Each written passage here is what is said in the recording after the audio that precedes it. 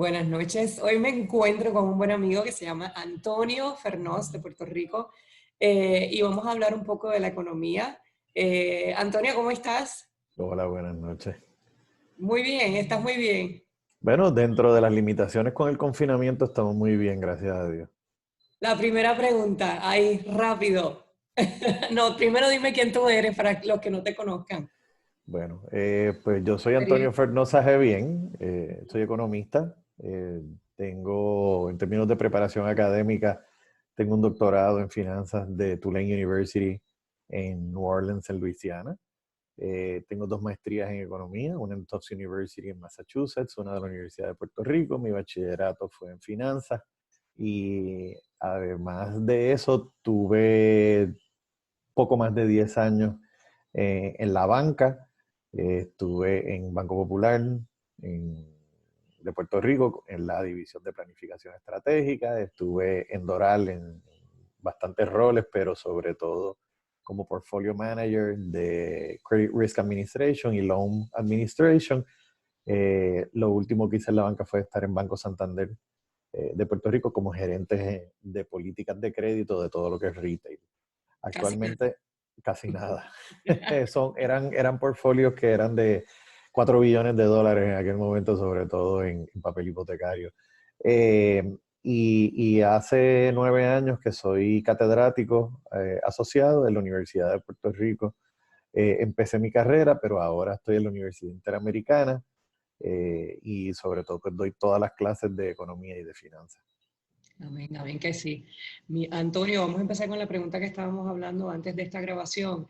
Que todo el mundo me pregunta, ¿tú crees que realmente ¿verdad? Esta situación que está pasando con la economía se puede comparar con lo que pasó en la economía en el 2006, el 2008? Pues mira, yo entiendo que no. Ante todo, aunque, aunque esta vez también es algo global, pero hay hay algo bien peculiar y es que la capacidad generatriz económica, toda la maquinaria de producción económica del mundo está puesto en pausa. Y esta es la primera vez que pasa eso. En el 2006, 2007, 2008, 2009, era un sector, era el sector financiero, sobre todo el hipotecario, que estaba teniendo unos problemas de liquidez grandes, pero no era el resto del mundo, no era una cuestión a nivel del planeta. Y ahora sí, sobre todo una situación como esta del COVID-19 lo que hace es restringir toda la movilidad del ser humano. La gente no está viajando, la gente no se está comunicando, no se pueden ver, no pueden interactuar.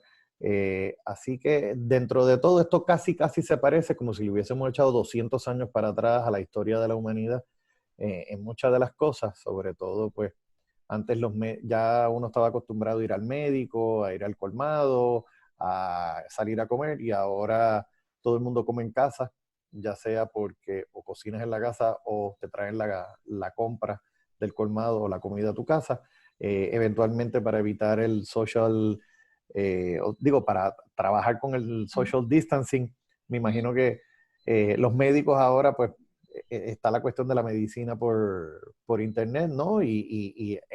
Vendrán a la casa a verlo, así que es bastante distinto. Sí hay unos issues particulares que se están repitiendo, como son la falta de liquidez en algunos mercados, sobre todo en los market makers institucionales, y la Reserva Federal ha hecho lo indecible. La Reserva Federal ha intervenido en el mercado financiero a inyectar una liquidez sin precedentes, sobre todo con instrumentos nuevos. Ha hecho absolutamente todo lo que tiene en su menú para proveerle liquidez al mercado y sí, ha reaccionado. No estamos en un momento que podamos decir estamos cerca de lo normal, pero lo importante de todo esto, Bárbara, es que no va a haber tal cosa como volver a lo normal, porque de ahora en adelante va a ser un nuevo normal.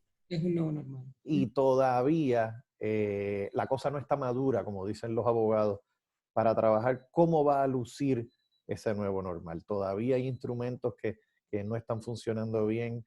lo que se llama el pricing de los productos todavía está pasando por unos procesos de incertidumbre.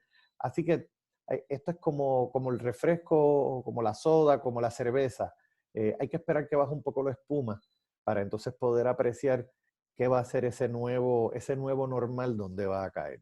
Muy buena comparación. Y yo te digo porque el reto más grande, yo que estoy en la banca hipotecaria, el reto más grande en estos momentos es de momento tú estar con mucha liquidez, que puedes, ¿verdad?, hacer el funding o el desembolso del dinero en cualquier momento, y de momento los bancos dicen, no, paro mi dinero. El parar el dinero, que es una consecuencia inmediata que hacen los bancos, y te lo voy a tratar de preguntarle de lo más simple posible, ¿verdad? Porque tú sabes que si nos ponemos a hablarlo entre tú y yo, se pone la cosa más técnica. Los bancos paran, que la gente no entiende, yo quisiera explicarlo contigo. Los bancos enseguida que hace un Wells Fargo, un Chase, ellos dicen, no voy a prestar más dinero, solamente lo que voy a prestar son a los préstamos que son regulados o respaldados con el gobierno. Me imagino porque no quieren sacar dinero de su bolsillo los bancos, ¿right?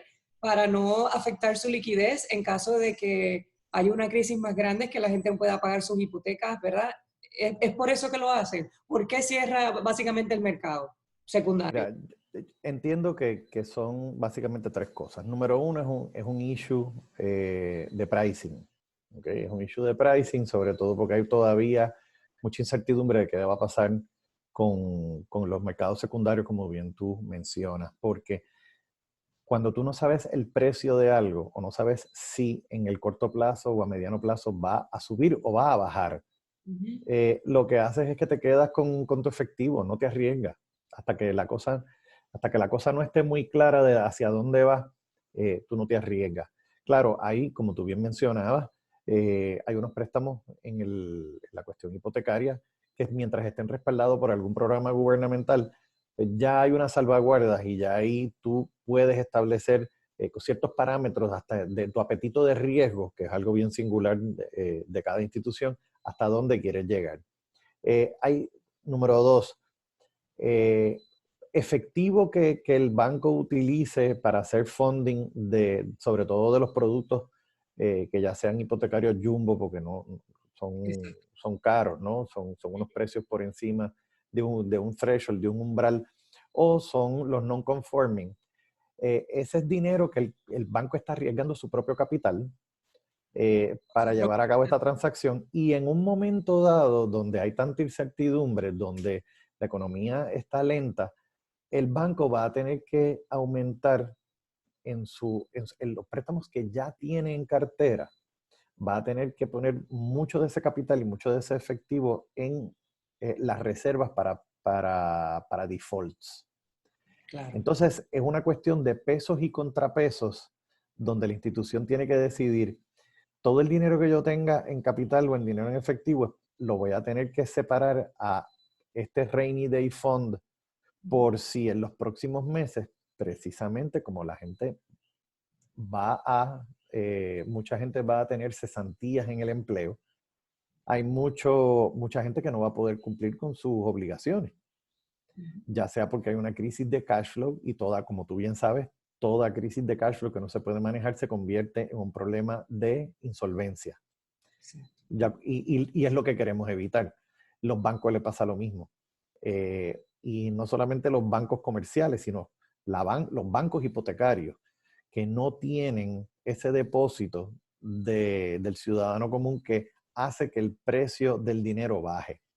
Así que ya en los últimos días los bancos grandes han empezado como JP Morgan, Wells Fargo, anunciado que han destinado a las reservas para préstamos malos unas cantidades astronómicas, precisamente por la incertidumbre, porque hay mucha gente acogiéndose a moratorias, a planes de pago, han perdido lo que el FDIC utiliza en su lenguaje, willingness and ability to pay. Uno puede tener el willingness todo del mundo, pero si me acaban de cesantear, me acaban de cesar en el empleo, pues yo tendré todo el willingness, pero el ability to repay, ya eso no va a existir. Y en el proceso, nuevos préstamos Gente que a la hora del cierre, de hacer el closing, la documentación falta.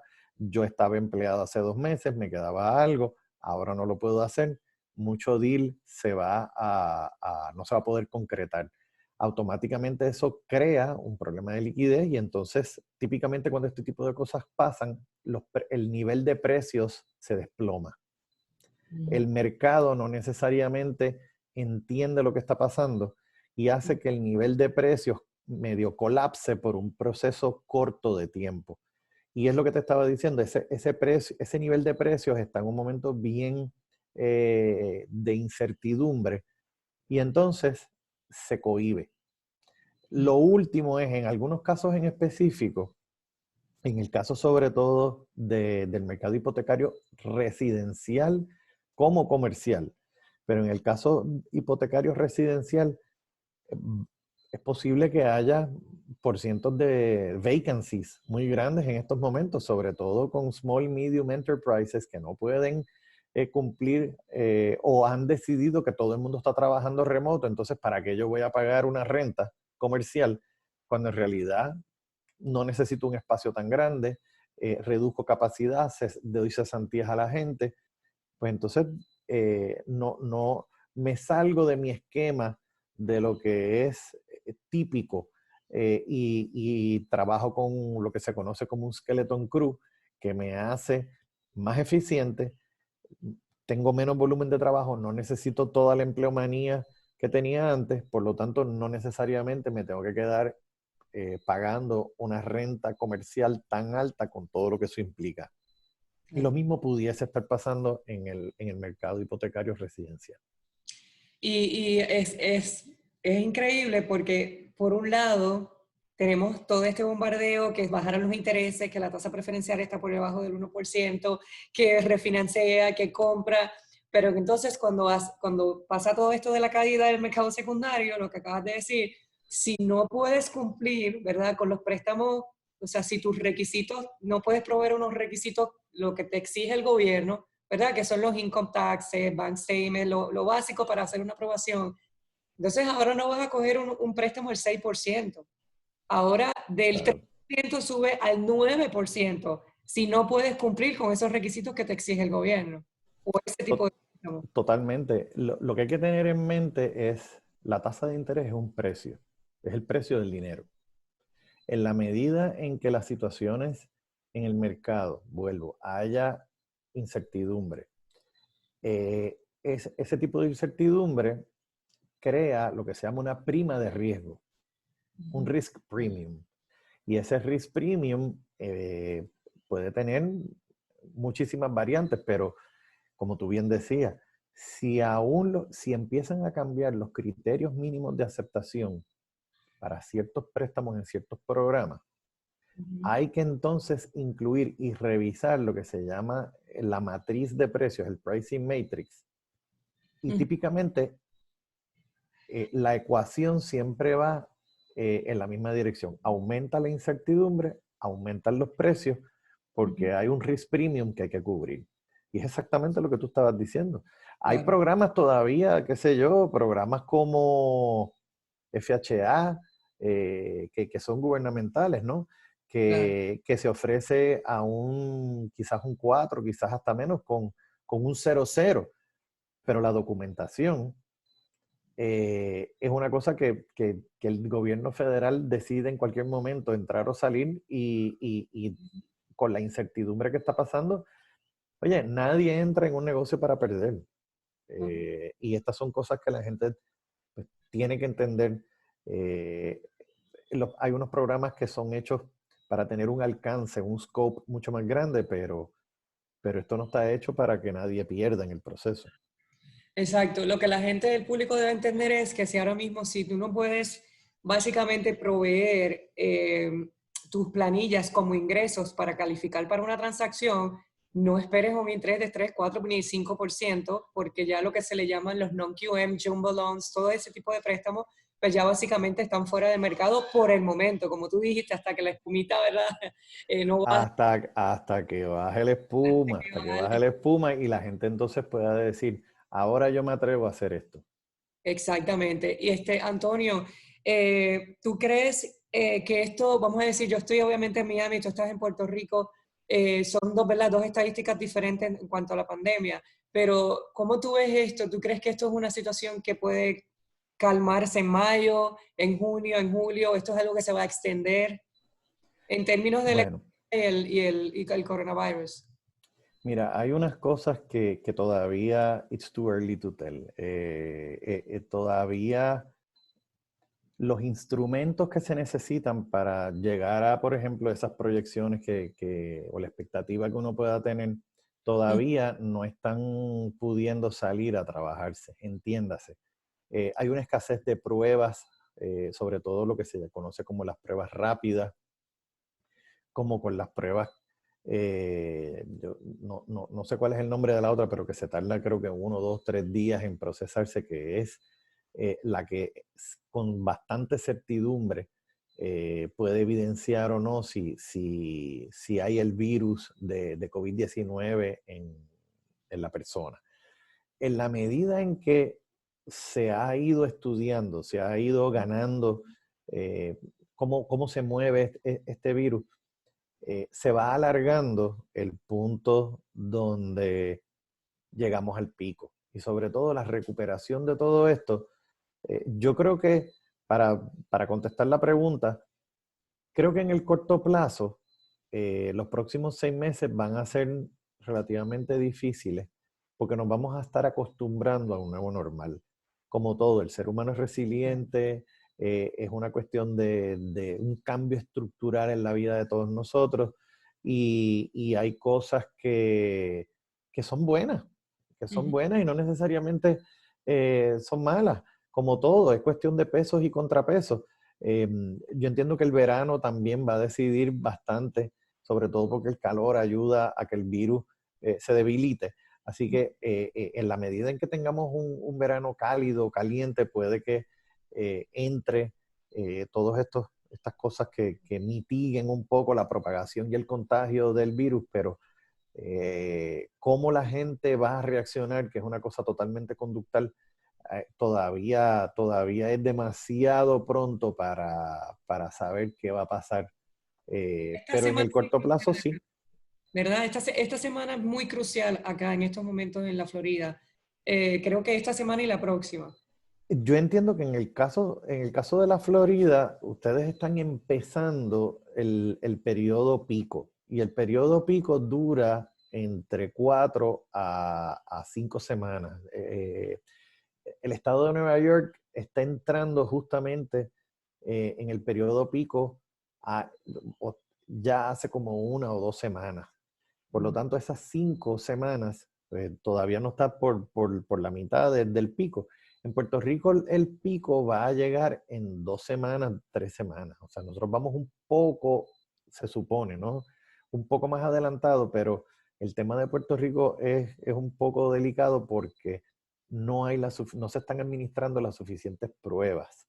Apenas llegan a 10.000 las pruebas administradas y se entiende que lo que pasa es que se está subestimando el número de personas contagiadas porque no se pueden administrar las pruebas. Entonces, hay una situación donde hay una escasez de pruebas a nivel mundial y hay que buscar entonces pruebas alternas que por lo menos puedan arrojar si la persona tiene un cuadro viral o no.